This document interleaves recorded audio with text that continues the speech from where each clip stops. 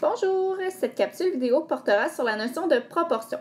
Pour bien suivre, tu auras besoin de tes notes de cours, Panorama 9 et 11, la partie 1, aux pages 8 et 9.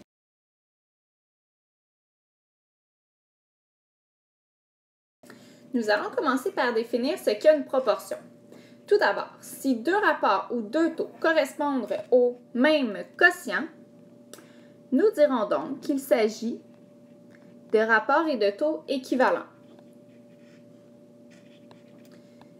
Lorsque deux rapports ou deux taux sont équivalents, nous dirons qu'ils forment une proportion.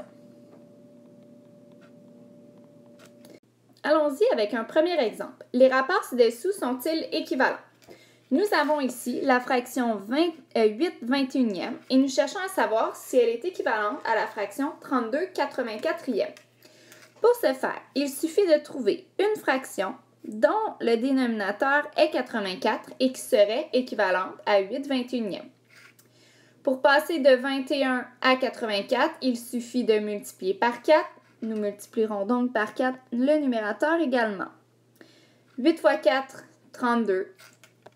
Nous constatons alors que 8/21e est effectivement équivalent à la fraction 32/84e. Poursuivons avec un deuxième exemple. Les taux ci-dessous sont-ils équivalents? Nous avons le taux 18 mètres pour 5 secondes et le taux 55 mètres pour 13 secondes. La façon la plus simple de vérifier s'il s'agit de taux équivalents est de transformer ces taux en taux unitaires. Alors, comme nous l'avons déjà vu, pour ce faire, nous devons diviser le numérateur par le dénominateur.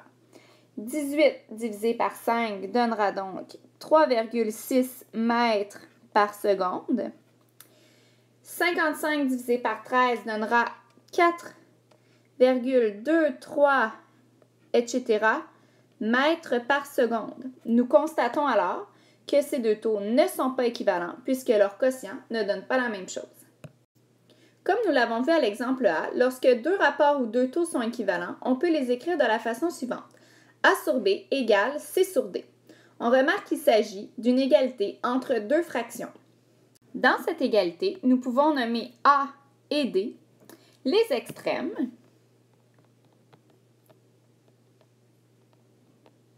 tandis que nous nommerons B et C les moyens.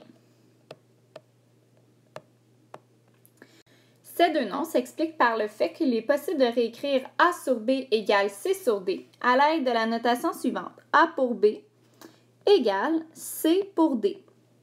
Dans cette notation, on constate que B et C se trouvent au milieu, tandis que A et D se trouvent aux extrémités. L'utilité d'avoir défini ce qu'est une proportion est que cela va nous permettre de trouver des valeurs manquantes lorsque deux rapports ou deux taux seront équivalents.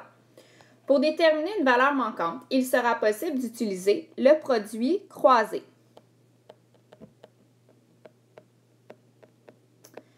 Nous allons définir ce que c'est. Comme son nom l'indique, le produit croisé implique que nous allons faire des multiplications. Alors, le produit des extrêmes égale le produit des moyens. Expliquons ce que cela veut dire. A sur B égale C sur D est une proportion, étant donné que nous avons une égalité entre deux fractions. Le produit des extrêmes représente la multiplication de A par D, tandis que le produit des moyens représente la multiplication de C par B. Faisons quelques exemples. Que vaut x dans chacune des proportions suivantes? 2/5 égale x sur 20. Alors, nous savons que produit des extrêmes égale produit des moyens.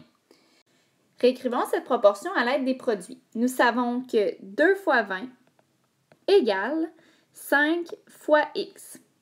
Afin de trouver la valeur de x, il suffit de diviser par 5 de chaque côté. Nous avons donc 2 fois 20 divisé par 5 égale x. 2 fois 20 divisé par 5 donne 8, alors x égale 8. Poursuivons avec un deuxième exemple. Encore une fois, pour trouver la valeur du x, nous savons que le produit des extrêmes égale le produit des moyens. Nous pouvons écrire ça à l'aide des produits. X fois 21 égale 3 fois 49. Afin de déterminer la valeur de x, il suffit de diviser par 21 de chaque côté. Nous trouvons alors que x égale 3 fois 49 divisé par 21, ce qui nous donne x égale 7. Je te laisse maintenant faire ces deux derniers exemples à l'aide de la même démarche.